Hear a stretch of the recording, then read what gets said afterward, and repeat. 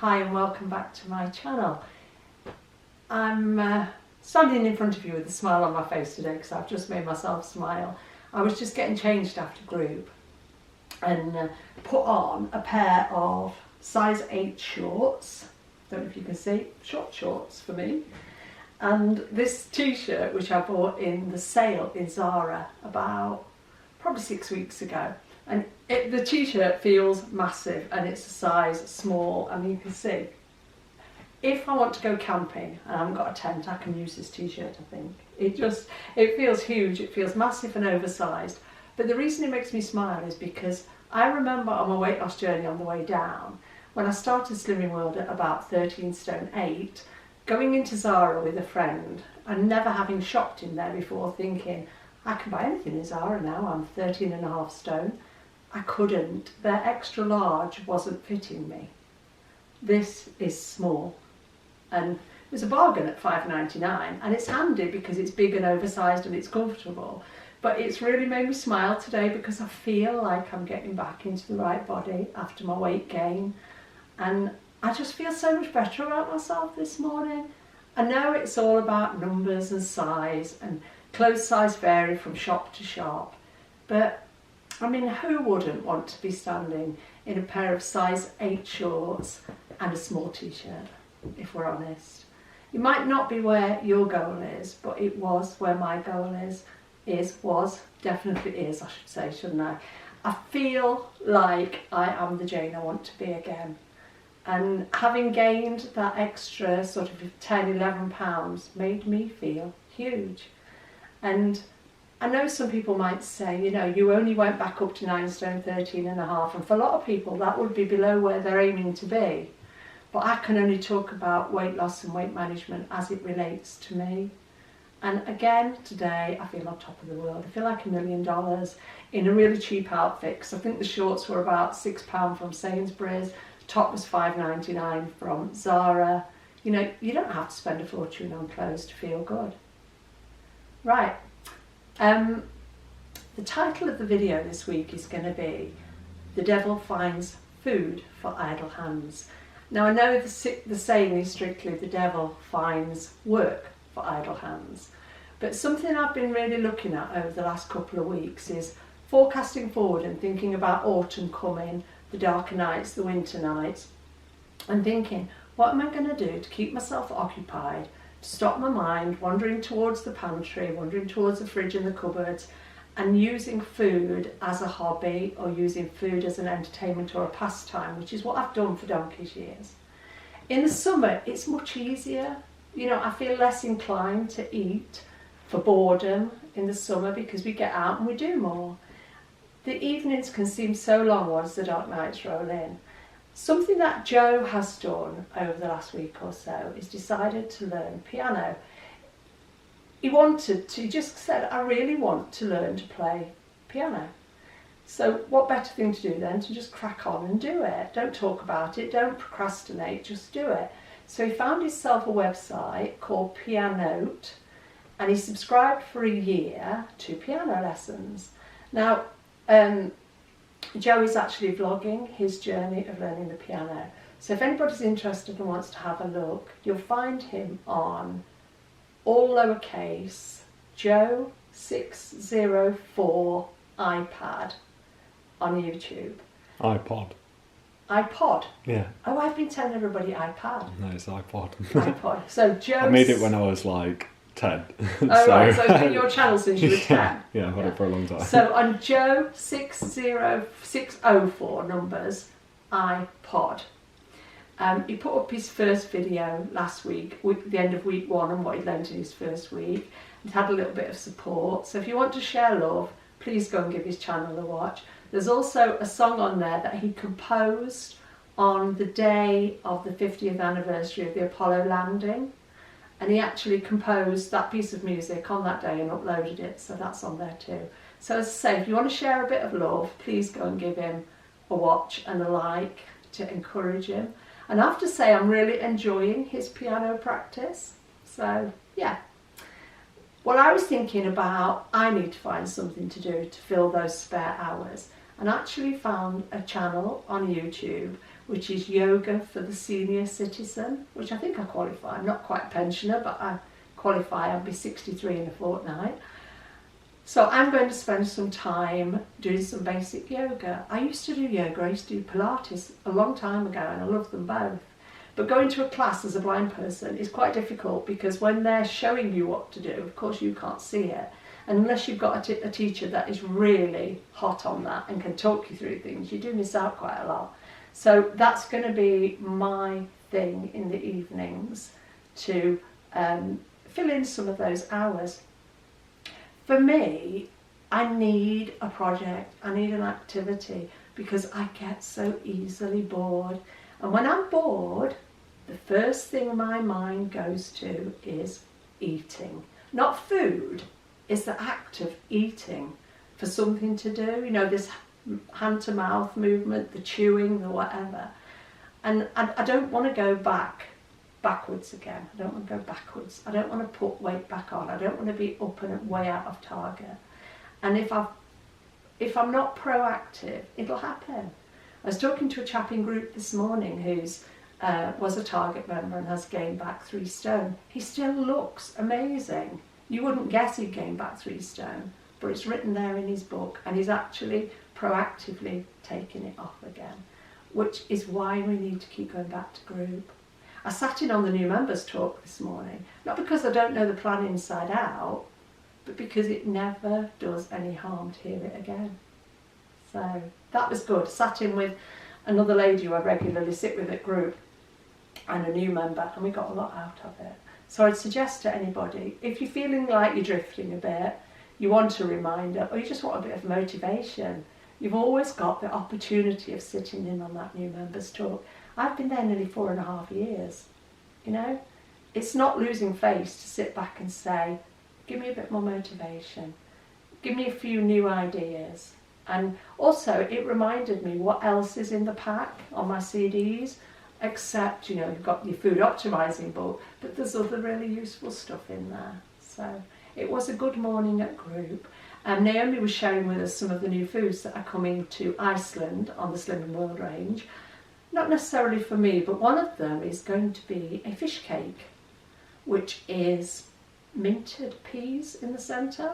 Doesn't have a breadcrumb covering, so I guess it might look a bit like the fish cakes from Morrison's, the cheese-filled ones, without the breadcrumb topping, and they're coated in flour. But these Slimming World ones will actually be free. So, and from the 2nd of September to the 1st of October, you will get a pack of 6 dessert-style Muller Lights with your 3 purchases. So, all good stuff, all worth knowing. Right, I've given Jo a little list because my head's all over the place today, and I am crap at remembering things. I think it's an age, menopause thing. But what was next on my list, Jo? Breakfast. Yeah, last week I was sharing that I really felt I ought to get back to having breakfast. Now, you know from what I'd said that I've been obsessing about calories. I've let go of all of that this week. I made a conscious effort to say I am not on a calorie control diet. That's for someone else. That's another good plan over here. The same way that the keto plan is another good plan over here. And all of these weight loss plans work. I'm here. I'm me. I'm Slimming World through and through. If you cut me in half like a piece of rock, it says Slimming World right through me, because this is what I need for the rest of my life. So I gave myself a good talking to. I said I needed to get back to eating breakfast, and I've done it. I've had breakfast every day since Monday. Now, a lovely person called Chickabilly in my comments suggested Oatibix, because of course I'm not eating wheat. So, excuse me, I went and bought a box of Oatibix. Did I check whether they were a healthy extra B? Of course not, because I think I know it all. Well, sometimes I think I know it all. So Monday, Tuesday, Wednesday, I had 2 Oatibix instead of 2 Weetabix, and I have to say I like Oatibix better than Weetabix. Wednesday afternoon, I said to Jo, can you just check the app for me and clarify that these are a healthy extra B? Because Naomi often says, you know, if something tastes too good to be true, it often is too good to be true. So we checked. Oatibix are not a healthy extra B. 2 Oatibix is 9 sins. That was okay. I had the sins to cover me, but it pushed my sins up on those 3 days, and I didn't have a healthy extra B. So not ideal on plan. But then Joe noticed on the app that these cereals, which are the Oatly, can you see them clearly? Yep. Excuse me, I've still got a cough. Oatly Bix Flakes are a healthy extra B, and you can have 40 grams. This is the second box, because at the moment in Morrison's, £2 a box or 2 boxes for £3. So I got 2. They're lovely. They're really, really nice. One of the things I have to be aware of with flakes is that they're one of my trigger foods. I can sit and eat these dry. But at the moment, I'm telling myself there will be no sense in doing that, Jane. You're just kidding yourself if you think that's not going to make you gain weight. So I'm having 40 grams of these with a whole tub of quark, and we got some Muller Light yogurts with meal deals, didn't we, in Tesco? So I either mix it with a toffee Muller Light, and I have a great big bowl full. I don't do small. I really don't do small. And it's made a lovely breakfast. That's half a sin and a healthy extra. Or I would mix a whole tub of Asda quark, 40 grams of these, and one of the Kvarg. I like the blueberry and vanilla Kvarg, and I like the, is it Stracciatore? Stracci something. The one with, Stracciatelli, I think. Yeah, the one with little bits of chocolate in. Makes a lovely big, I mix it in a pudding base, and it makes a lovely big breakfast. Very filling. Now, if I'd still had my head stuck in calories, I'd be saying to myself, whoa, you just added 350 to 400 calories into what you're eating every day this week. Watch it, or you'll be putting weight on. You've upped your calories. So my calories per day are probably getting closer to 1900 rather than the 1700 that I was having. But as I've said this week, I've told myself in no uncertain terms, you do not count calories. That's not your plan. Stick to your plan, let other people do their plans. You don't expect them to keep giving you sin values when they're counting calories. So, lovely breakfast every morning this week, lovely lunch, lovely tea, bang on plan. Sins have averaged between 9 and 12. And remember what I said last week, for optimum losses, try to aim for 10. It's in the book, it's not just me saying that, it's in the book. So yeah, breakfast is back, and I actually do feel better for it. I was not hungry for it. I had to make myself sit down and eat it, and not do that, well, I'm not hungry, I don't need to eat, which was creeping in, goodness knows from where. But yeah, that's been a positive this week. Next on your list? Wheat free.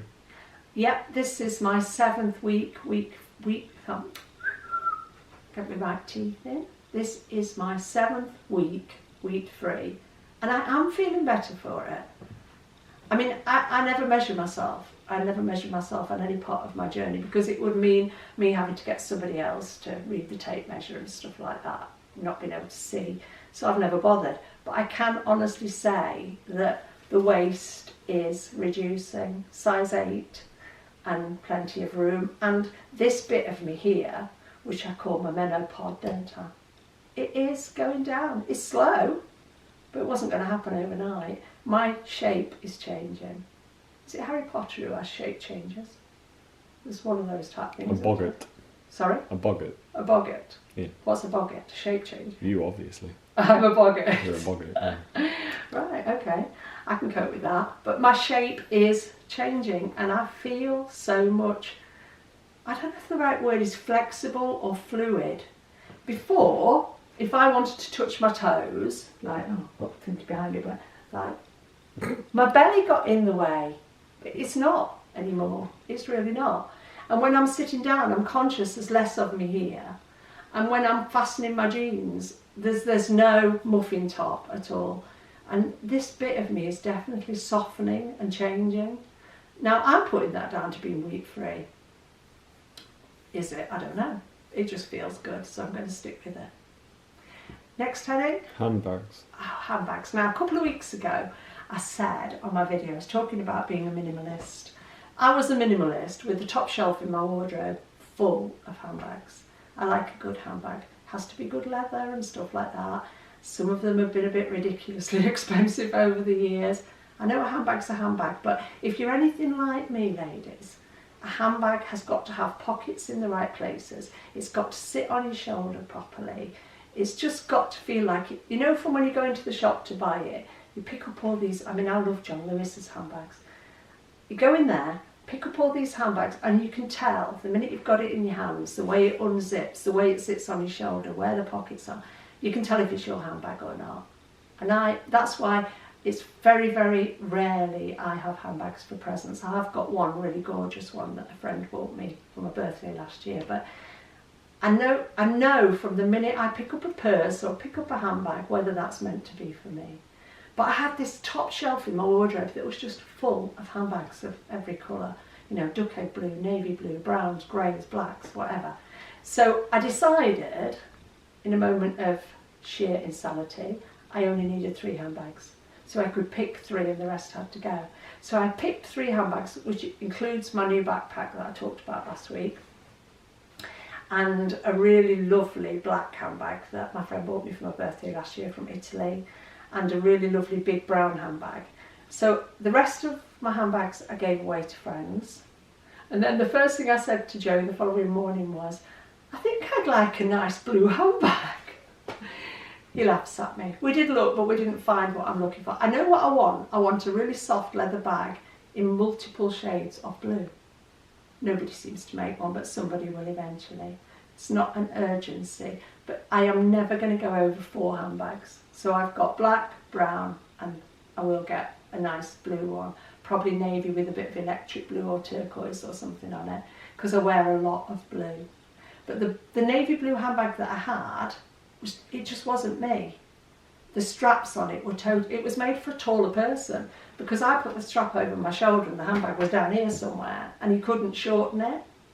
So yeah, I just, it's a strange feeling when I let go of things. I used to be very much a hoarder, but I'd hoard things for the sake of possessing them. Now when I let go of things, they don't have to be things I don't like. I mean, I had a really lovely big duck egg blue Calvin Klein handbag, but again, it just, now I've lost weight and I've got quite little shoulders. Every time I took that handbag out, I spent the whole of the time doing this because it just fell off my shoulder all the time. And when you're actually being guided by somebody, most people would guide me with me on their right, their right, and I hold on to them with my left, because that's the best way for me. But a couple of my friends are left-handed, so they like me on the other side, but I like my handbag on this side. So we'd be out walking and I'm permanently pulling my handbag back up. So yeah, this Calvin Klein handbag was drop dead gorgeous, but my friend loves it. So it's been good for me to let go of something rather than just keeping it in the wardrobe because it was expensive and because it was beautiful, but I wasn't using it. And I can't tell you, it lightens your soul to do things like that, to not have things for the sake of possessing things. Well, it lightens my soul to not just think, I'm going to keep that because it cost a lot of money and it's a beautiful colour, but I'm never going to use it. And I feel better. So after what I said a couple of weeks ago, the handbags are sorted and I feel so much relief from it. Next heading? Next in between jeans. Yeah. A few weeks ago, I'm almost certain I mentioned the fact that next we're going to bring in between size jeans. Now, my next jeans are a size 10, which I think there's one style in there that I particularly like, that are a mid-rise jean. I can't wear high-rise jeans because my waist, the gap between where I think my waist is and my boobs is just kind of non-existent. And on me, you can feel where my waist should be, but it's right up here. I've got a very short torso. And although I think high-rise jeans look stunning on somebody with a long torso, they look ridiculous on me. I look like Simon Cowell. It is Simon Cowell, isn't it? Who used to wear his trousers quite high up. So there's one pair of jeans that Next do, which is a mid-rise, and they're not a skinny fit, they're a slim fit. Because I find with a lot of skinny fit jeans, I've got really slim, thighs, but I've got, because I walk a lot, I've got quite chunky calves. And the skinny fit on a lot of them, I'm sure they're designed for 10, 11, 12-year-olds, because the bottom of the legs are like this wide. And what I can get in them, they're tight in the calves, and then they look like jodhpurs in the thighs. And it's not a nice look unless you ride a horse. And even though we've got a rocking horse, I've never cocked my leg over it. So I dragged Joe into Next the other day on the lookout for these new in-between size jeans, because I'm thinking, well, maybe what I need is either a size 9 or a size 11. I'm not strictly a size 10, and I need an inch more in the waist, but you know, it's awkward. It's awkward. I can't find that. I mean, the perfect pair of jeans is elusive, whatever size you are, I think. And eventually you might find one particular style made by one particular company that are made for you. But then the thing is, you go back for another pair 6 months later and it's all change again. I can't wear bootleg because even in the petite range, the bootleg jeans are too long for me. So by the time you've had them altered, they're no longer bootleg, they're just a silly shape. I actually would love if we went back to the 70s and somebody did a proper pair of flared jeans. Now, if you're old enough like me to remember flared jeans, they were fabulous because they flared from the knee out, not bootlegs which flare from like above the ankle out.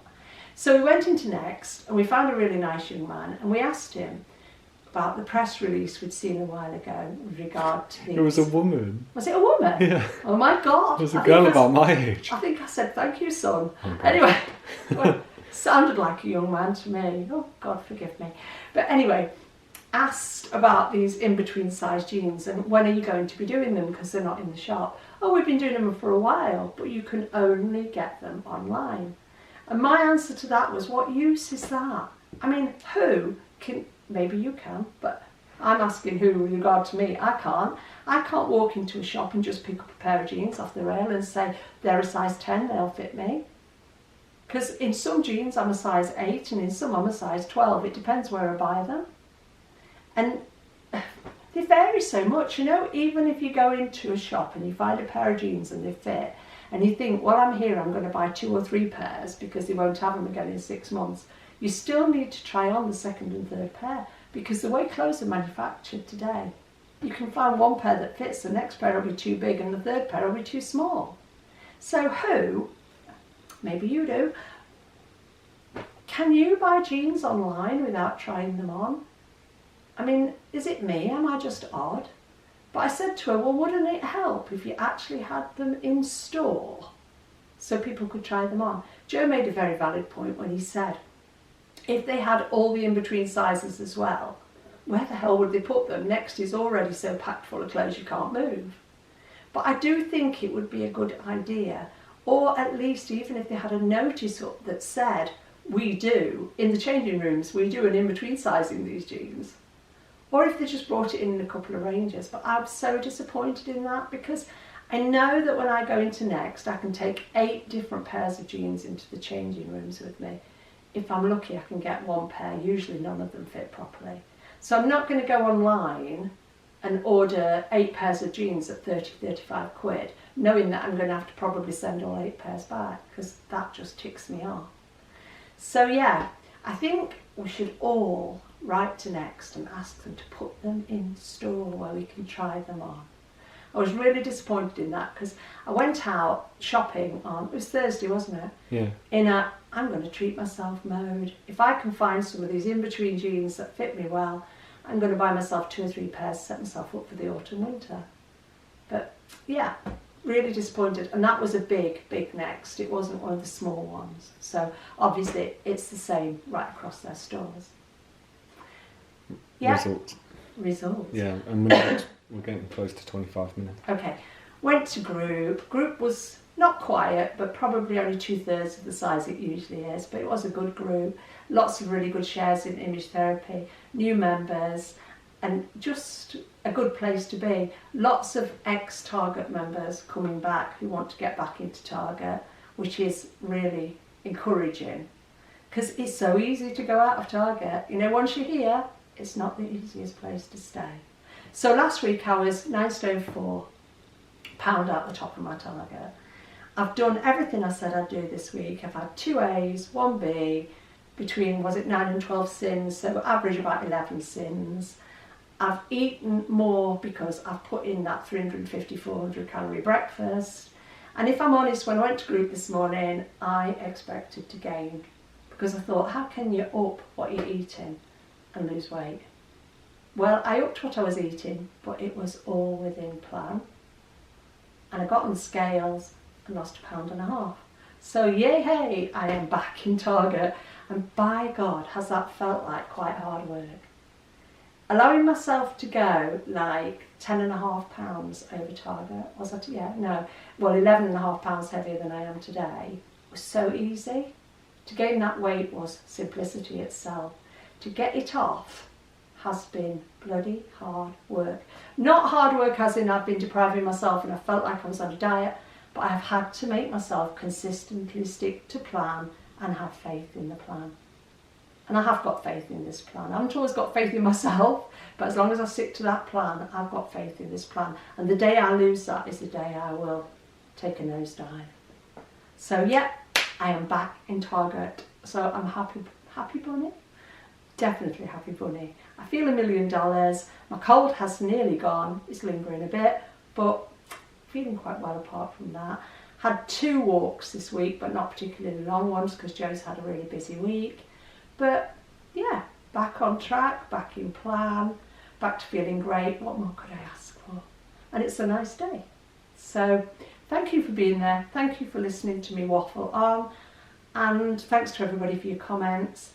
And thanks to the great number of views I got last week. I was quite blown away by the number of views I got last week. Very grateful. So we'll be back next Saturday. Remember, it works if you work it. It won't if you don't. Keep the faith. Bye.